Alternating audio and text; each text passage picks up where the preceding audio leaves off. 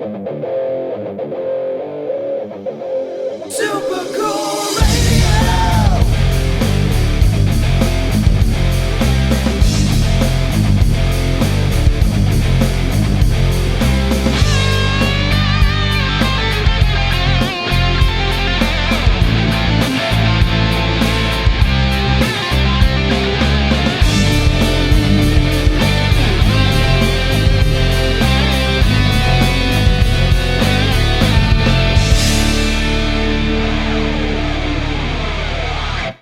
Hello everyone, I am Matthew Thomas. This is Super Cool Radio. Been looking forward to this return interview for a little bit now. Coming up very soon on June 10th, the Midnight Devils will tour with Enuff's Enough and Pretty Boy Floyd. And on July 1st, they released a new album entitled Never Begged For It. Please welcome my guest this time, the vocalist and bassist for the Midnight Devils. He is Sam Spade. Matthew, what's going on? I'm turning this around on you. That was such a spectacular introduction. I'm all about these introductions, though. So since I can do this, ladies and gentlemen, please welcome, coming to you live via Super Cool Radio, the hardest working man in rock and roll radio. Give it up for Matthew Thomas. You're the first person to actually give me an introduction on my own show. I very much appreciate it, my man. I thought you deserved one. It's all about the introduction. It sets the tone for the whole rest of the interview. It really does, and I think with introductions, when done properly, I just laid out a bunch of great information that we will be talking about throughout this interview. But people already have that information already in their head to begin with. Right. There's definitely a craftsmanship to interviews. I don't know. Some people just think I show up and talk, but I actually do plan out my intros very carefully. I do too. So I'm a DJ, so I do a lot of these introductions. So I'll just lay in bed thinking about how am I gonna do this, and how am I gonna do it different, and how am I gonna make people excited about the topic that we're discussing today.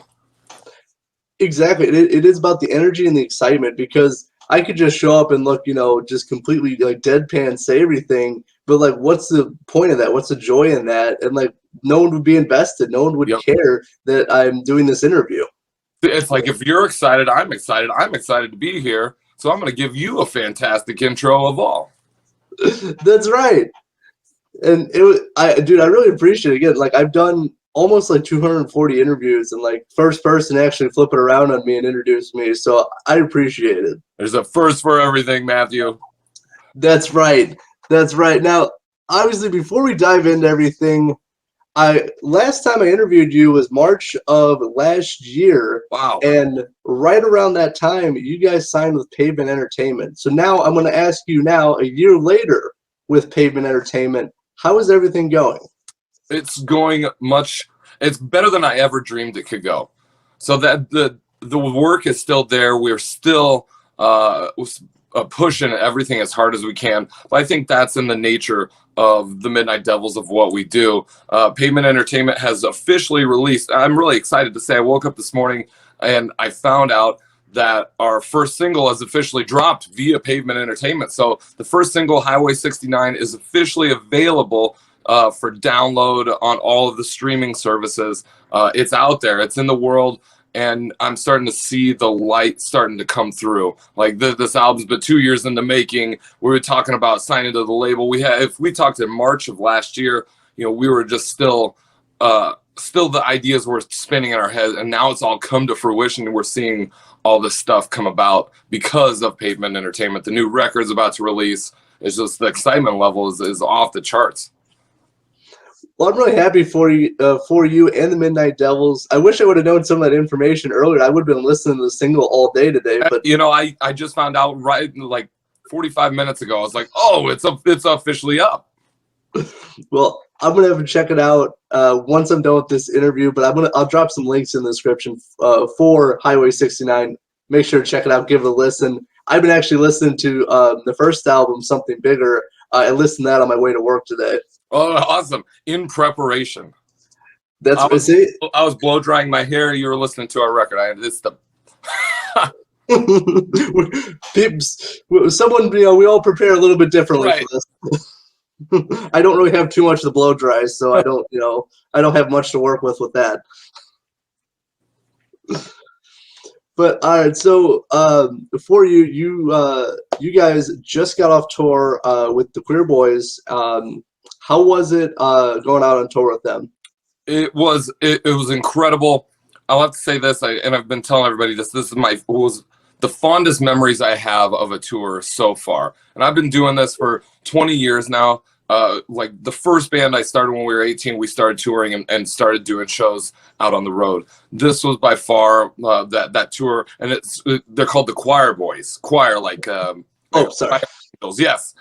It's deceiving, and I think they did that on purpose back in the 80s to mess with people. But happens to be one of we would just sit there every night of the tour and be like, this is the coolest rock and roll band there is. It just drips like English, British, cool rock and roll. We'd ride in the van with them. We'd listen to like Thin Lizzy and UFO and all these Motorhead, all these killer bands just traveling the country. And it was we still talk to them today, I talk to the guys in the band and just say, what's up? But this was a continuation of a tour that started 2 years ago. They were the first band to take us out on the road when we were just when we were still nobodies. This band took us out on the road, and that's when COVID hit and everything became messy. So we did 2 weeks with them in 2020. COVID hit and we all got sent home. And then this tour we just did was a continuation of that. And it was just, we got on thicker than thieves. It was just brilliant. The whole entire time we laughed our asses off. The stories, I'm just telling you, man. And Chip's Enuff being in the band, being the bass player, really just like put all the cool guys were out on the road together. It was so much fun. Right on. Yeah, my apologies, Quireboy. That's all right. The cue threw me off a little bit, but again, that was probably on purpose for for the name. But anyway, I thank you for correcting me with that. But it looked like a really great time. I saw, obviously, I think I saw some photos, videos from you guys. I think you got to play the Whiskey A Go Go with them as well. The third time we played the Whiskey in 6 months, I believe. Really? And we got one more coming up in September. Yeah. So we've been doing have done the Whiskey 4 times within a calendar year. Nice.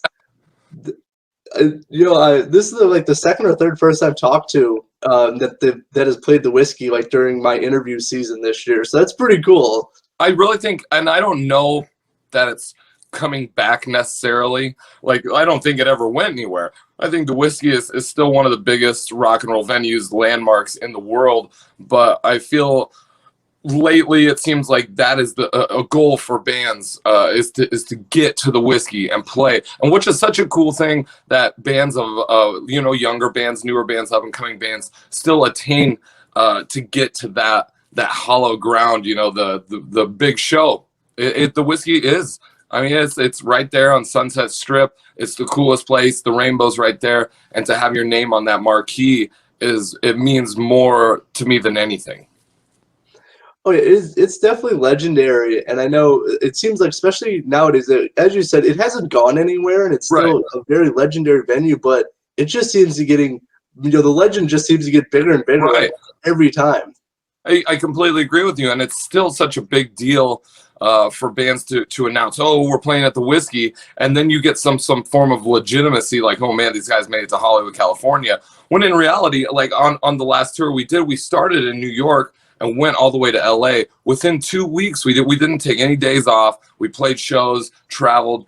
I mean, the trip was worth it, just building up to that Whiskey, that LA show. And what a way to end it. You end it all down on Sunset Strip. It's so cool. But the shows leading up to it were just spectacular as well. So I can't say, I think that rock and roll touring is still alive and it's still great. And if you got it, we're going out and we're gonna take it. We're gonna have a blast and we're gonna have so much fun doing it. But playing the Whiskey, man, just being in those, when you get there, you go up in the hallways and up in the dressing rooms, and you can just feel the history and the magic. And for us to do it 3 or 4 times, they may as well just give us reserve a dressing room for us. I like a plaque on the wall or something, a plaque in the bathroom maybe. Yeah, you get your own stall then. Right. But I'm really happy for you guys, and especially playing the whiskey for like 4 times in a calendar year is definitely that's number one impressive. Number one, that sounds like a lot of fun, and also like any band that plays there, it's like instant credibility. No matter really who you are, it's like the first time you play there, it's instant credibility. Yep, absolutely. And part of it is just being able to see that marquee. But what we love to do, you know, and we've had good shows there, we've had bad shows there. It doesn't really matter. Part of the thing is getting out and being like, we'll put on all our makeup and go stand out on Sunset Strip, and the Hollywood tours, you know, will come by waving a honk and be like, these are where the rockers hang out at. And you're just like, you go from there to the Rainbow and hang out with everybody at the Rainbow. It's such a thing. It's not just playing the show, it's doing the whole dance. Yeah, there's like, you don't just do like one part Right. of that. There's so much you have to do while you're there. Yes. You see the Lemmy statue. You see the We went and saw the Hollywood sign. Everything, all the touristy stuff. So cool. Definitely, for sure. I think me being, all these interviews I've done and all the music I've listened to, I think I got to go out to California sometime and go to the whiskeys and You do have all that. So at some point, Yes. definitely. Now, for you, since obviously you just finished a tour with the Quireboys, you had another tour coming up, as I just talked about during the intros. And before I get to that, is there a band that you've not toured with before that you really want to tour with, like a bucket list band you want to tour with? Ours is Faster Pussycat. I think that's one of the bands that you keep seeing like the levels, and we're like, okay, I don't know if we're there yet, but that's the one that we're shooting for. Like, how do you get push it to the next level? And if you see them, they go out for months and months on end just playing shows. It's a well-oiled machine. And they were at our show at the Whiskey. We hung out with Danny and all those guys. Danny and Ronnie were all hanging out at the Whiskey for the Quireboys show. So to see that, that's like the one you attain. I think that we're shooting for. That's within our grasp. Absolutely. Oh, definitely. I could see, and that would be a kick-ass show. You guys and Faster Pussycat, Yeah. like, sign me up for that anytime. But this one coming up is absolutely a bucket list, and I'll say that with the most respect and the most love possible for Pretty Boy Floyd. We love that band for Enuff's Enough. We've been touring with them for 3 years now. Just an unbelievable kick-ass band, just show-stoppingly good. Enuff's Enough, just brilliant. And everything they do, it just seems like they just touch gold. I don't know how they do it. It's incredible.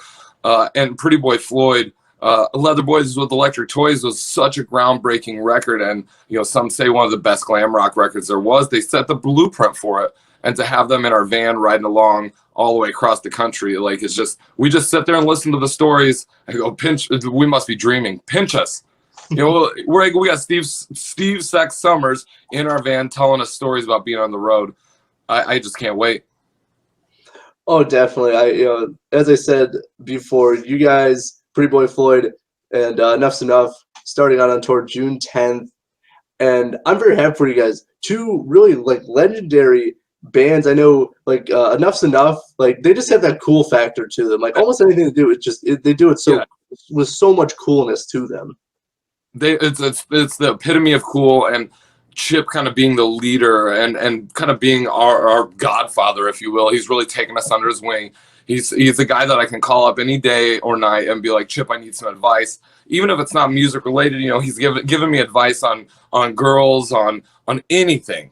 I can call him up and ask him. And he was the one that kind of directly influenced the album title, which is Never Beg for It. We were sitting at his house one day talking about girls, and he's like, bro, you never beg for it. I'm like, boom, there's the album title right there. Chip, you got it, Like he's very instrumental, and just, you're right, the epitome of cool. And with the Beatles record they just put out, just this front to back, it's just a killer album and great band.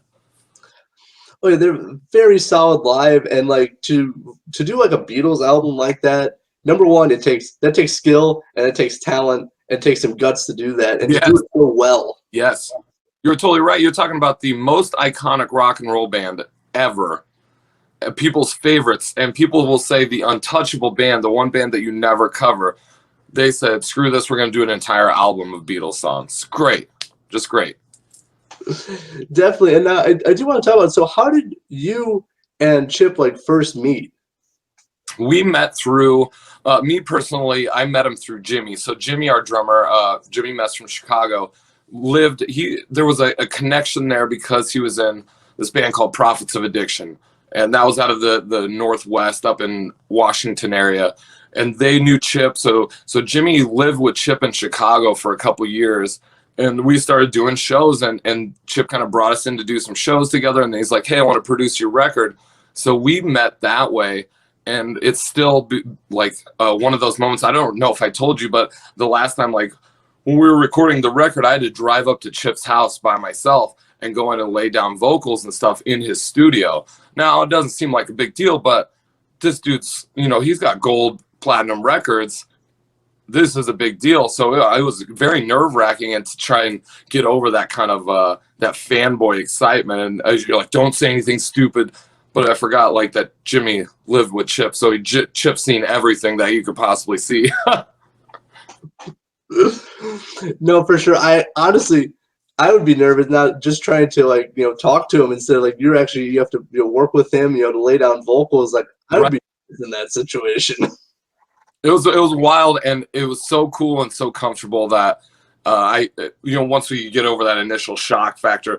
So the story I always tell people is I go there for the very first day of recording vocals, and I'm in the booth. I cut the first track for Highway 69, the single that was just released, and there's a knock on the door, and I'm like, oh man, who's this? In walks Donnie V, the singer of Enough's Enough, right? He just walked in the door to say hi, and I'm standing there recording vocals. He's like, hey, I'm Donnie V. I'm like, yeah, no kidding. He's like, oh, you're recording tracks? Well, play them for me then. And I'm like, whoa, this is actually happening. Like I got the two guys from Enough's Enough right here listening to our first single. Yeah, no pressure either. No, that's really awesome. Again, very cool band, obviously, and especially for them to really help you out and Chip to really to produce your album and stuff. That says a lot to the caliber of you guys as well. Yeah, he I think he can kind of he sees it. He sees things differently than you or I would. And Chip's such a great dude and such a creative force. And like on the last tour he did 5 or 6 shows in 2 days across 7 states. Like I'd never seen a guy work so hard, just because that's what he does. You would call him the mayor of Glamtown. And I think he sees stuff a little bit differently, and has really taken a shine to our sense of humor, our style of music, our image, our look, and our attitude. And he knows, that you got to. It's a finite thing, especially playing in a rock band. It's a finite thing, and no matter how hard we try, time's always ticking. So I think Chip has really given us the nod, or knighted us as like the guys that are coming up next, and the ones that are going to be playing rock and roll for the next 20 years. I think he sees it a little bit differently than you and I would. Oh, definitely. And for him to be around as many years as he's been around, and have that legacy and that credibility, like you're gonna see stuff, you're gonna catch stuff that maybe you or me won't see, or right. Just stuff in people that maybe normal people or other people might not see. Yep. Exactly, and he's really good about that. He's just one of the best bass players I've ever seen. Like he just gets up there, it's like, and the coolest thing on the last tour that he did was he's playing the Whiskey, right? We're playing the Whiskey, crowd's huge, Quireboys are on stage, they're going crazy. Chip lights up a cigarette right in the middle of the Whiskey, is smoking a cigarette on stage, and I'm like, could he be any cooler? How is this the coolest thing I've ever seen? Oh, that is a cool moment for sure. And I don't know how many people could get away with that, but definitely. No, exactly. He's the only one. Were they going to tell Chip to stop smoking? No. And no one in the right mind, like, hey Chip, don't smoke here. Like, there's no smoke. It's like, I'm Chip's enough, bro. This is what I do. Exactly. All right, so before we start talking about the album, obviously, so the tour starts June 10th with Enough's Enough and Pretty Boy Floyd. How do you prepare for a tour? It's a lot of freaking out and a lot of come to Jesus moments and talking myself off the ledge. That's what it is. And I was one. I actually thought that, like, is every tour like this? Am I like a nervous wreck before every tour? And I think the answer is yes. So apologies to the people around me. That I come across in my everyday life. I don't mean to be so on the edge, but it's. I try and do things the same every time because the insanity, there's only so many things that I can control. So the stuff that I can control, I do the same, and I make sure that it's done in preparation for these tours. So like I'll pack the suitcases, you make sure that, you pay your rent and take care of all this stuff so that it's not weighing in the back of your mind where, guys like Jimmy will like pack a suitcase and he's gone. He doesn't even care, but I'm kind of a control freak and I like everything in a certain order. So I keep it all, like my suitcase right here is still on the floor from the last tour, ready to get packed up again, So you just add a couple more things, do the laundry, and we're about ready to go again. No, for sure. I don't know how many people, people, they go to the shows, they enjoy the shows, but I don't know if they know, like, how much inner workings there are to make, to string all these shows together for you guys to go to the shows. There's a lot involved. Oh, yeah, it's completely all-encompassing. When you're worried about what are you going to travel in, who's paying for gas, all this stuff, like where we got to pick these guys up at. And I was like wondering that, like, does it ever get to a point where you get to enjoy it more? Because right now we're working so hard and the stress is so high that you put so much pressure on yourself that you have trouble detaching and enjoying the ride, enjoying the shows, enjoying the company of your friends. And I think it gets better as time goes on, and the better touring's like anything else. The more you do it, the better you get at it. It takes practice. You can't just jump into it and be comfortable. A lot of people go crazy on the road. So I think we're getting to a point where we kind of know each other so well that it just becomes like second nature to us. And we've seen the country like twice this year and done some great tours. We toured with Sponge earlier in the year. It just we love being on the road, and I think that's the cool thing is that we're such road dogs and we're so comfortable out there. Yeah, no, definitely with everything in life, like the more you do it, the easier it kind of gets. Like obviously, I haven't really done, like, I've done traveling and stuff, and like I've done like 1-day trips to somewhere, and I always plan out stuff to make sure obviously that I have a hotel and then I could do stuff that I'll have everything with me. But I couldn't imagine doing that for like 2 weeks or a month or a few months. I think it's got to be definitely stressful at some points. It's stressful in the best possible way, and it's staring out into the unknown that stresses me out the most. It's like people tell you like you worry about stuff that you can't control, and that's my biggest downfall is that I freak out about, oh, what's the future going to bring? What's going to happen on this tour? When really we can't control any of that. All we can do is prepare as best as we can, and then when those hurdles, those pits, whatever, the trouble arises, you deal with it, and you deal with it productively, positively, and move on. So that's my biggest downfall is like I got to realize I'm in the moment and I'm prepared for this moment. This is what we've prepared for and we work for, we practice for. We are ready. We're always ready. But that's the cool thing. The Midnight Devils is always drop the hat. We're ready to go and ready to play. But there's a lot of preparation that goes into getting these shows on the road, especially these bigger tours. Oh yeah, definitely. I can definitely imagine with all of that. The way I kind of look at like stuff, it's like it's preparation with improvisation. Because you can prepare as much, but also you have to think on the fly sometimes and improv because in some situations where it's unexpected. And that's brilliant. I've never heard of it that way. And a lot of what the Midnight Devils is we know that something catastrophic is going to happen. When it's going to happen and what's going to happen, something inevitably will happen. That's just how our band is. And so once you get to that point, how do you deal with it? Do you freak out? No. You figure it out and we keep moving. Exactly. You're totally right. I love that. I'm going to use that. So thank you. Feel free. Just say, hey, this guy from Indiana told me this. All right. So for you, because I know you mentioned you have your suitcase on the floor. So what are, outside of you and your instruments, what are 3 things you always take on tour? Earplugs. Earplugs is one of my big ones for sleeping in hotels because we'll get like one hotel for the three of us. So Jimmy and I always sleep together in one bed, and the sniper sleeps in another. So I always wear earplugs. That's my go-to. My other thing is I'm starting this new, maybe it's a tradition, maybe, I don't know, but after the interview today, I'll go down to like the thrift shop and buy some real skimpy women's clothing, like new tour clothing, right? So it's my new tradition. I'm gonna go buy some top that I can wear on tour from the women's vintage shop, and they're gonna look at me like I'm crazy rolling in there, and I love it, and I've done it for the last 3 or 4 tours. So some new women's skimpy number, I don't know. What else do I bring? Oh, my hat. The hats are the new thing. So however many hats I can possibly fit into a suitcase to just annoy the crap out of the guys. So like, oh, another hat, great. Oh, okay, great. That's awesome. There were 3 awesome things you could have described to that nobody else would say. Yeah. I honestly, I've only asked that question a few times, and I can tell you that was some things I did not expect. But I mean that in the best way, because that was awesome, dude.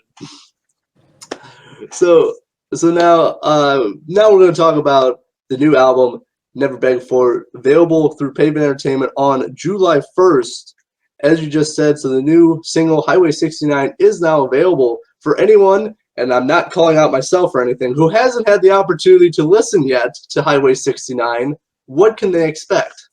Highway 69 is one of the first tracks that we wrote for this record. It's a Sniper, our guitar player, wrote the music for it, and I wrote the lyrics, and it is just, I think it's the 3rd track off the record, so we put it in that power position in the sequence of the album. So that's exactly what you can expect, is a power song, very hooky chorus, and it's straight up guitar, just beautiful guitar, insanity, rock and roll. It's great. We've been playing it live now for what seems like forever, and it goes over so well, better than I ever thought it would go over. The people in our shows are just like, that Highway 69 song, it's brilliant, I know it already, and they're talking to me about the song we played mere minutes ago, you know. So I think this Highway 69, I'm very, very proud of it. A straight up rocker, straight up power song with some very suggestive tongue-in-cheek lyrics, which is what we kind of based the Midnight Devils on, kind of that not taking it super seriously. It's still funny. There's still an air of having a real good time. Well, I'm definitely looking forward to listening to it. I'm checking it out after this interview. Yeah. As soon as I get off, I'm listening to it. Just checked it out on Apple Music today, and it's there with the album cover. You can see the entire track listing, and Highway 69 is just the one you can listen to. Very cool. Oh yeah, definitely. And what I really like about you guys is, like, I mean, obviously you know you're a touring band. You take that stuff very seriously, but like in the lyrics and stuff, you don't take yourselves very seriously. Like it's very fun, it's very energetic, and I think that's what I really like about you guys. Yeah, we really think that is something that has separated us from a lot of bands, and a lot of even bands in our genre, that we're not a joke band. I love Steel Panther. I think they're great, and I think their songs are really, really good. Like the lyrics, the music, very, very awesome.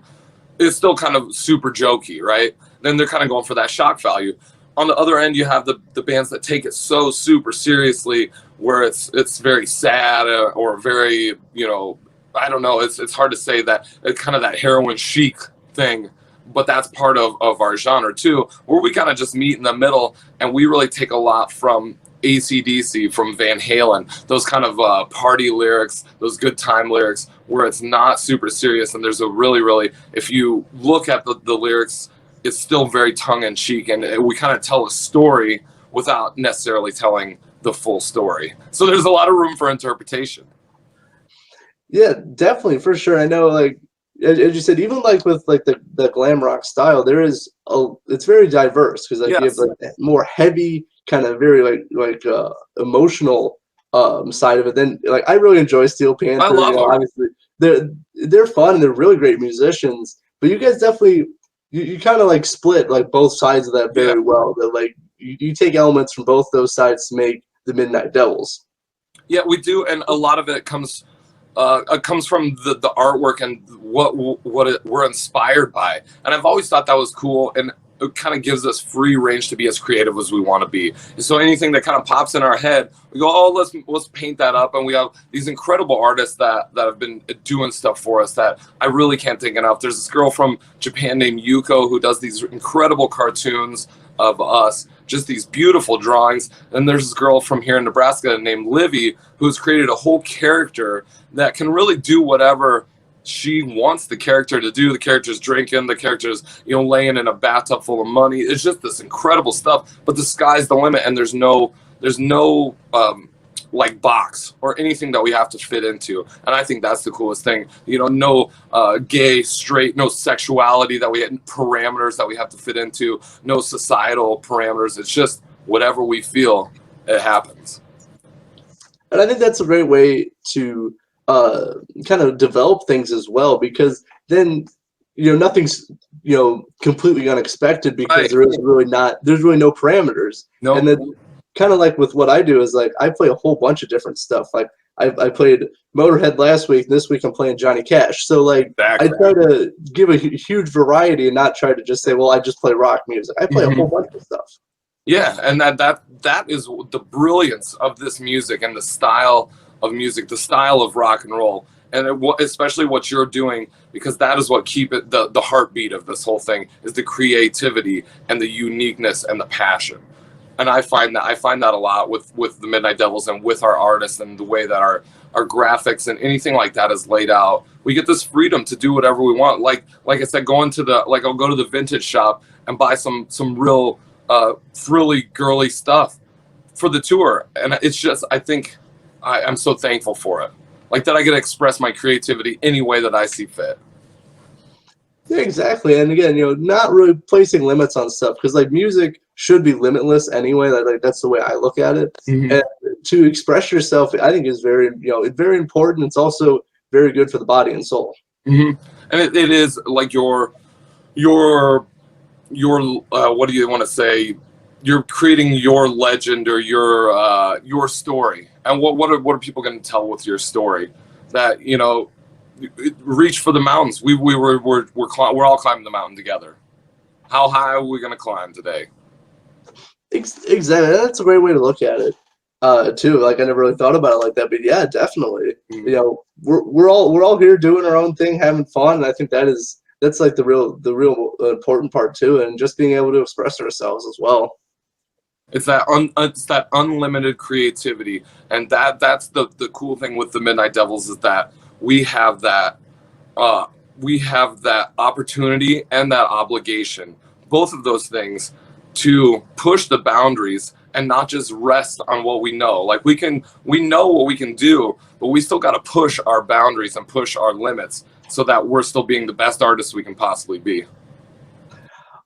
100% agree. Like to me, like there's good times to push yourself to do things, because it makes you either a better person, better musician, and I think that's very important, because then you're not just staying stagnant. You're continuing to evolve, and I think that is something that is very important. Yeah, and the evolution from the first record to the second record, I mean, it's huge. The first record, we didn't know what we were doing. We went into a studio we didn't know, and we did our first record, and we learned the ins and the outs of making a record. Well, the second time through, we signed with the label. We'd already toured the country a few times, and we got this big producer and Chips Enuff.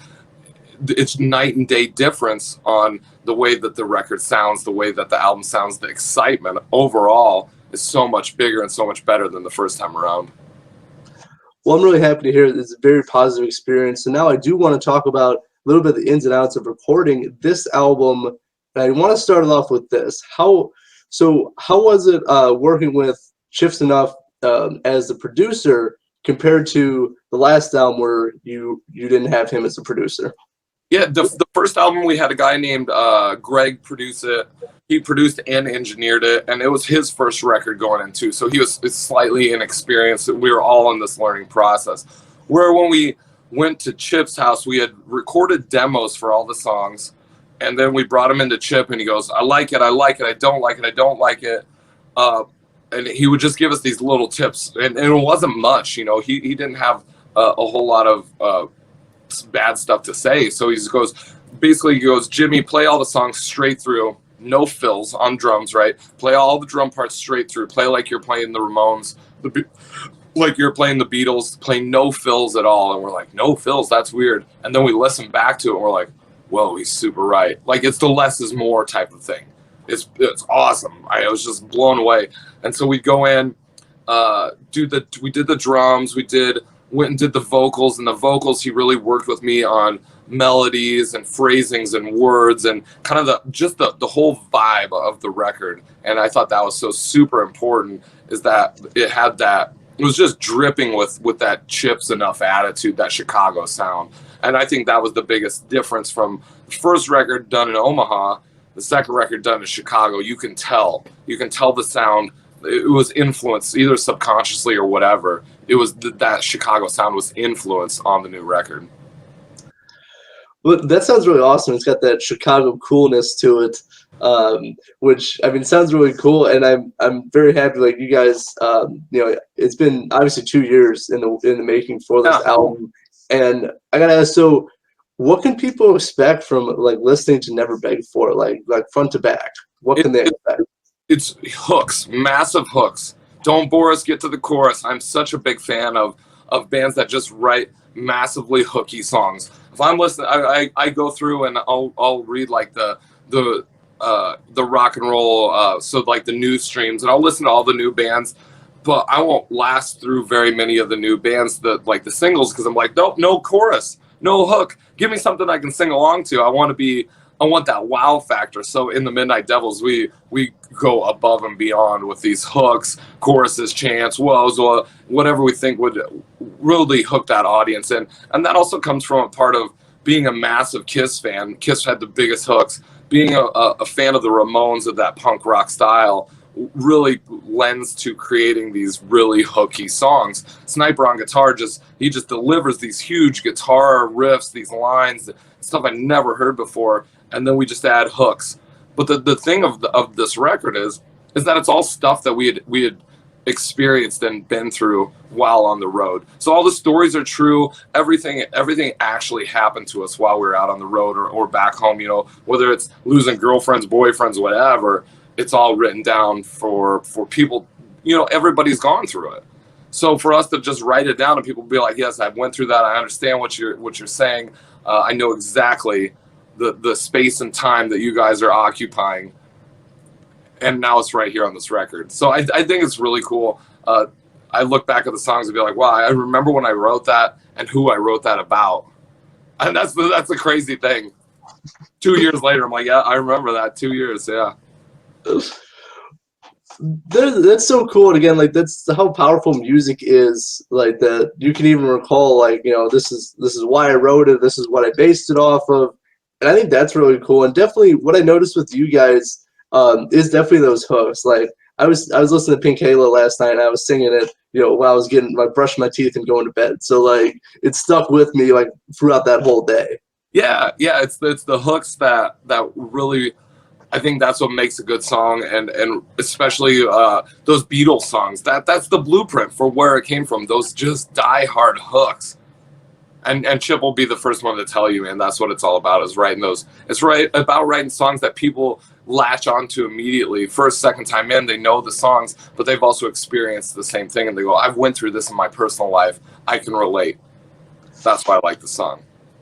Yeah, it's a catchiness, but also the connection, yes, you know, with, like, the stories and, you know, very relatable stuff, like, you know, breakups or, you know, things that happen, like, on the road or, like, you know, in life and all of that.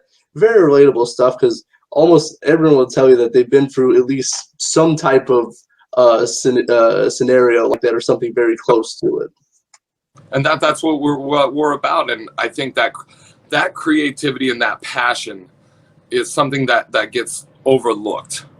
Okay, we're not just writing songs about partying and chasing girls or chasing this and that. It's a story that we're telling about an experience that we've had that is very similar to a lot of experiences that other people have had.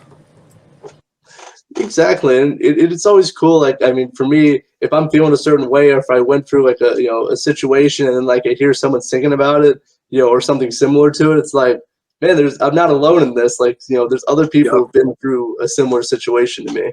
Do you? I always love. This is one of my favorite things. I've talked to multiple people about this, but when you get in your car, let's say after you've been at work all day, you had a long night, or it's super late at night, you get in your car and you got about a 6-minute, 7-minute, 10-minute span to drive from wherever you're at till you get home.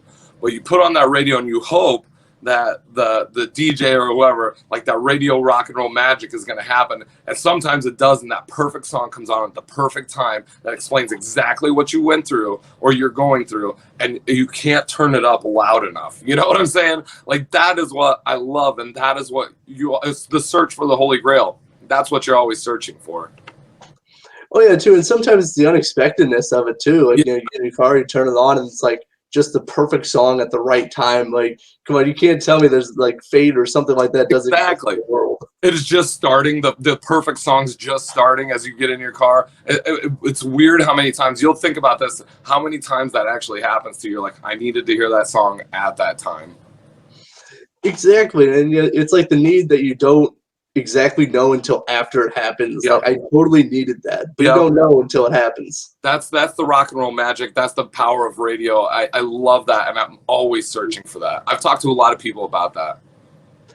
Oh yeah, definitely. Like, honestly, the more I think about it, like during this conversation, the more it's like, yeah, it's happening quite a few times, Yep. and like it's always a positive outcome and experience moving from that point. And sometimes it happens, sometimes it doesn't. Well, we're always searching for that moment. Like, you're like, it's the roll of the dice. Like, what is the radio going to give us tonight? Oh, we got gold. All right. Yeah. Or, oh, we got traffic. Oh, that's not what I need. But definitely.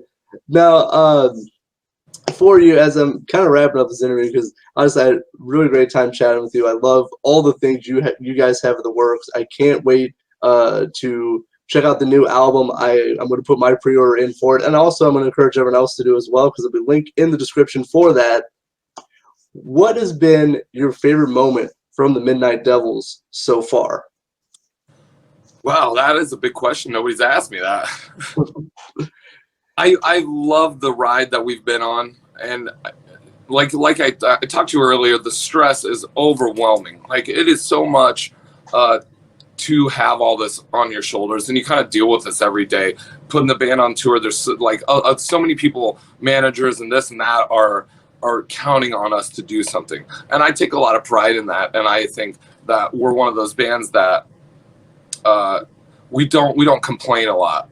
We know that we're still paying our dues out there, so we're the band that will take our lumps and we'll dive through the trash and we'll dig it out, and we'll do that because we know that we still owe it. We still owe it to whoever that we're paying our dues still. And so I've had moments in this band where like we've been talking to promoters. It was maybe on the last tour. We'd been going through hell on the tour. It was really hot. We were having a bad sound check. The sound guys were being jerks to us and the Quireboys. And we were talking to another promoter in Colorado, and he's like, "Oh, we got this problem and this problem."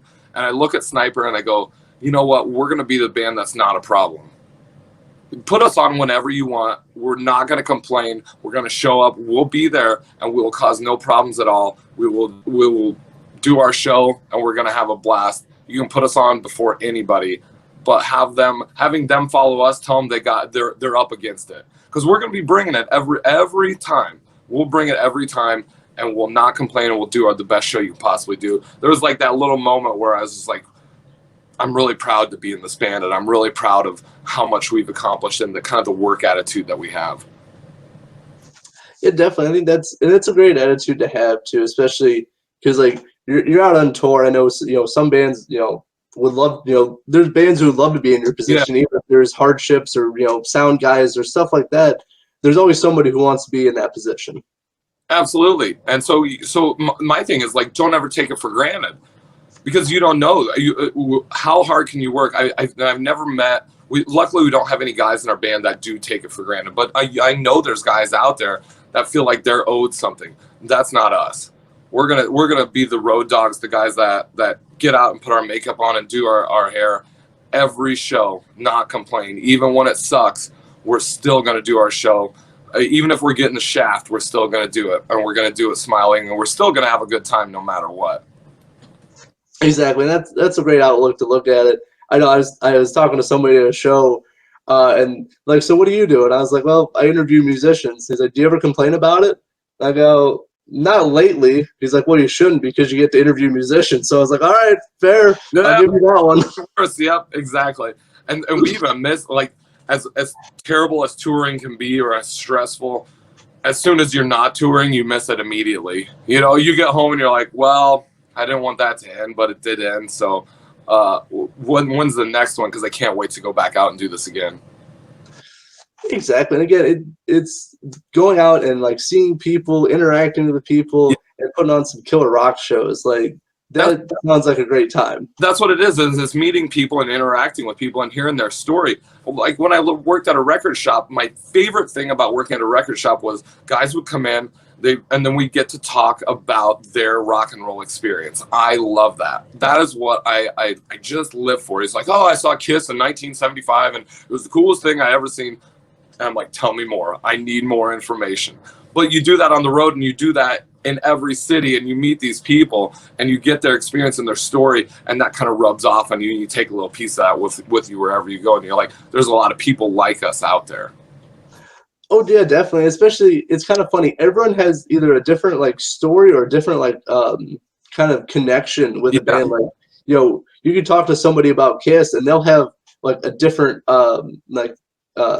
perspective, I guess I'll use that again, on the band Kiss, or like seeing them live, and like compared to like you or me or anything like that. I think that is awesome. Like you can see the same show and people have different takeaways from seeing the same band. Absolutely. I love that. I love that interaction and that connectivity to where we've connected now. And I've connected with this guy that lives on the other side of the country, let alone we've connected with people that live all the way around the world. And we're brought together by nothing more than that simple fact of rock and roll music. And it's so cool. And I love, love, love that. Oh yeah, music is universal. Like I've heard stories. I don't know if you're familiar with like Illusions of Grandeur. I interviewed them a few months ago, and like they would go.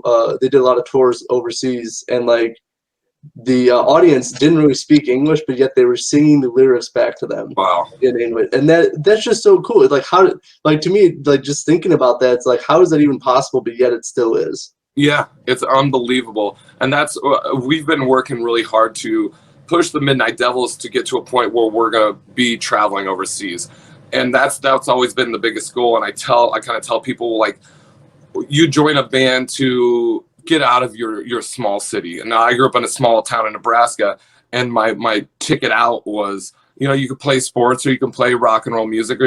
I joined the band and we got to travel, and we were traveling. And now we're hoping that because of this rock and roll band, we're going to get to see the world, you know, go to the other side of the country and play for people that don't speak English. That is the goal. That's why we did this. Oh yeah, definitely. I do hope you get that opportunity too, because again, just hearing stories like that, it just sounds so awesome and so powerful, just because it's music that brought these people together. Yep, and you know that it could end any time. So like I said, never take it for granted. And you go, just appreciate that ride and enjoy that ride. Such a hard thing to do under the stress, but I think you kind of look back on it, especially like the Quireboys tour. I told you I'd never had as much fun as I'd had on that tour, and that was really from the heart. Like sitting with the Quireboys, we all rode in the same van, all the way across the country, both bands, and I was like, how is this going to work? They're culturally different. They're English. And as soon as we got in the van the very first day, we were laughing our asses off. Everybody was cutting up. We were telling these stories, just the ridiculousness of the whole thing. And now I look back and be like, that was one of the funnest times I've ever had. Oh yeah, for sure. Sometimes it's hard to, you know, see the forest through the trees with all of that, and like till you step back and go, this is an awesome experience, or like this whole tour was awesome and stuff like that. It's just cool. Like once you kind of step back a little bit to actually appreciate everything. Yeah, and these guys had seen everything. So what I would do, you know, and I've done this with Chip too, but being on the road for 2 weeks, inevitably problems arise, problems back home, whatever it is. But I would go up to the guys in the Quireboys, and they don't really know me. I mean, we know we're friends, we've hung out, but I would ask them advice and be like, look, you guys have been doing this for 40 years. I needed some advice. And the guys would sit there and they would give me the best advice I'd ever heard. And so it's like the older guys in the Quireboys giving the younger guys in the Midnight Devils life advice. It was brilliant. It was so cool. And I just like, this is how many people get this opportunity. It's so great. And especially like with a band like that who've been around, for so long, like honestly, probably whatever situation you guys have either in your life or in music, they've probably experienced something very similar to it. That's exactly what they said. That one of the guitar players looks at me and he looks at Jimmy. He's like, I used to be just like you guys, only worse than both of you combined. And we're like, whoa, this guy's cool. All right, awesome. I was like, yeah, so you're totally right. They've been through it all. They've seen it all. They did it bigger and better than we ever did. So it was cool. You're totally right.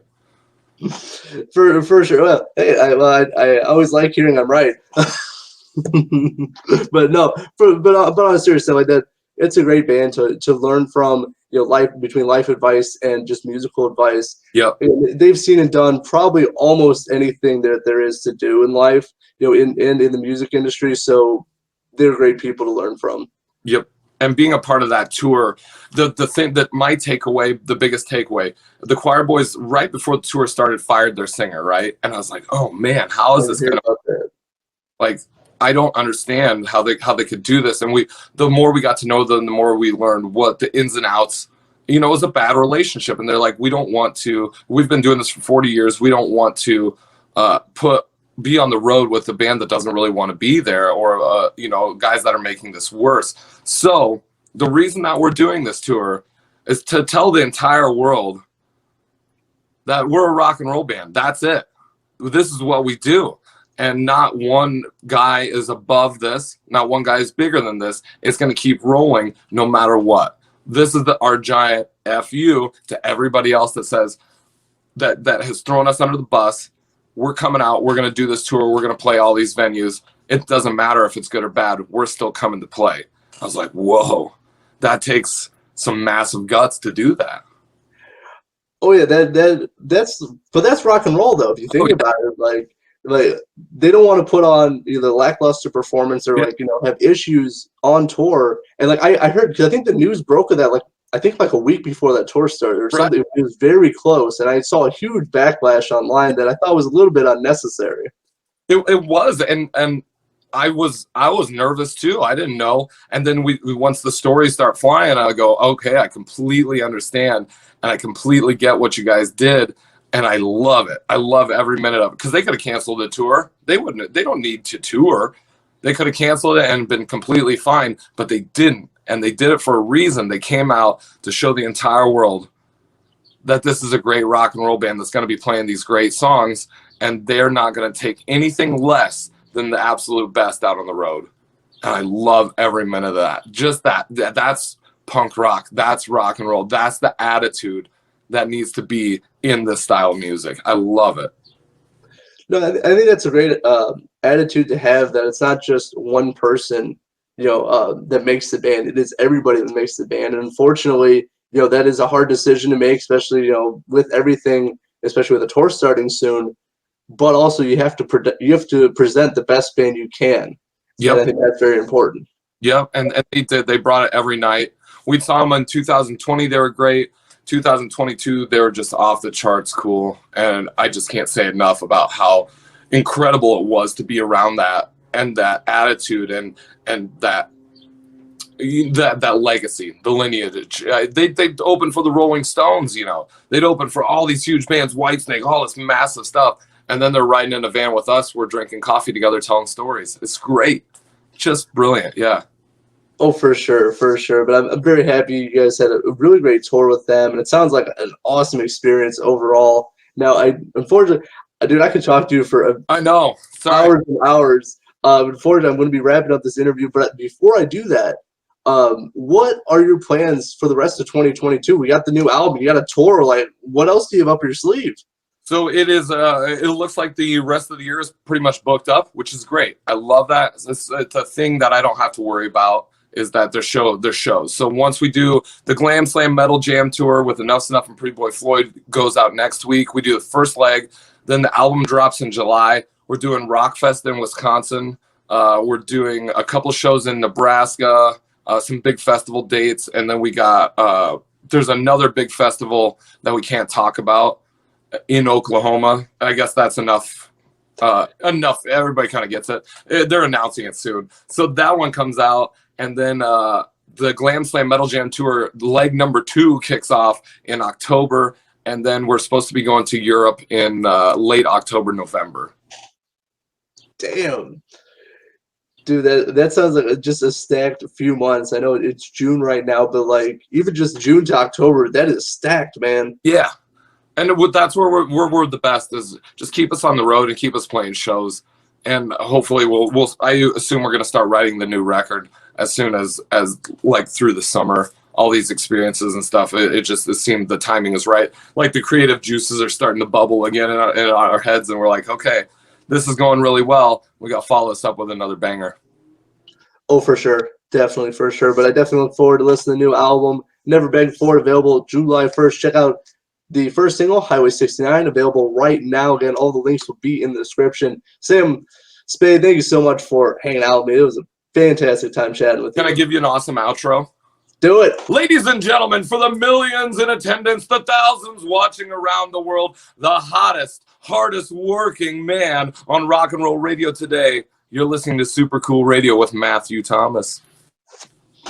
And I couldn't say it any better myself. I'm just going to add this for Sam Spade of Midnight Devils. I am your host, as always, Matthew Thomas. Thank you so much for watching and listening to Super Cool Radio. And remember, stay frosty.